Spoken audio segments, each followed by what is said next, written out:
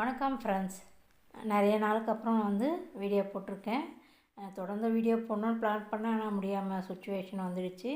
இந்த சேப்பங்கிழங்கு August month அறுவடை எடுத்ததில் கொஞ்சம் இந்த ஒரு தொட்டிலேயே மட்டும் போட்டு வச்சுருந்தேன். முளைப்பு வந்தோடனே வேறு தொட்டியில் எடுத்து வச்சிடலாம் அப்படின்னு பிளான் பண்ணியிருந்தேன். ஆனால் என்னால் முளைப்பு வந்த பிறகும் எடுத்து வைக்க முடியல.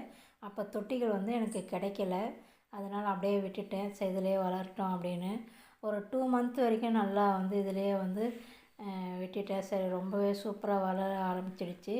இந்த அளவுக்கு வந்தோடனே இதுக்கு மேலேயும் அதிலே வைக்கிறது வேஸ்ட்டு, நம்மளுக்கு காய்கள் பிடிக்காது அப்படி சொல்லிவிட்டு சரி வேறு தொட்டியை ரெடி பண்ணலாம் பார்த்து பேக்கெலாம் ரெடி பண்ணிகிட்டு இருந்தேன். அந்த டைமில் மழை வந்துடுச்சு.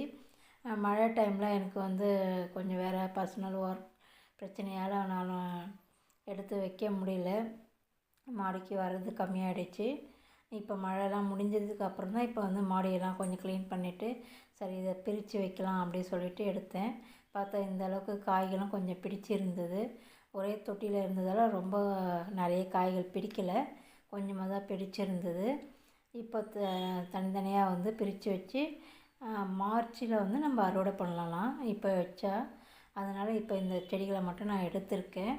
இதை நான் வேறு தொட்டியில் நட்டு வச்சுட்டு நம்ம இதனுடைய வளர்ச்சி எந்த அளவுக்கு இருக்குன்னு அடுத்தடுத்த வீடியோவில் பார்க்கலாம் கண்டிப்பாக. இதுக்கப்புறம் என்னுடைய வீடியோஸ் தொடர்ந்து வரும்.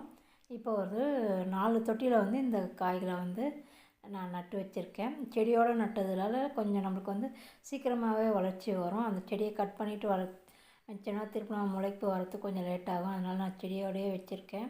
ஏன்னா இதுக்கு முன்னாடி அப்படி தான் நான் ட்ரை பண்ணேன். அதனால் ஈஸியாக எனக்கு முளைப்பு வந்துடுச்சு. இப்போவும் அதே மாதிரியே வச்சுருக்கேன். இது எந்த அளவுக்கு வளருதுன்னு பார்க்கலாம். இப்போ இந்த அளவுக்கு அறுவடை எடுத்திருக்கேன். ஒரு நாளைக்கு நம்மளுக்கு யூஸ் ஆகும். ரொம்பவே சூப்பராக வந்திருக்கு. இன்னும் விட்டுருந்தால் இன்னும் வந்திருக்கும். நான் எடுத்துட்டேன். இந்த வீடியோ பிடிச்சா லைக் பண்ணுங்கள், சப்ஸ்கிரைப் பண்ணுங்கள், கூடவே பெல் பட்டனை ப்ரெஸ் பண்ணுங்கள். நன்றி, வணக்கம்.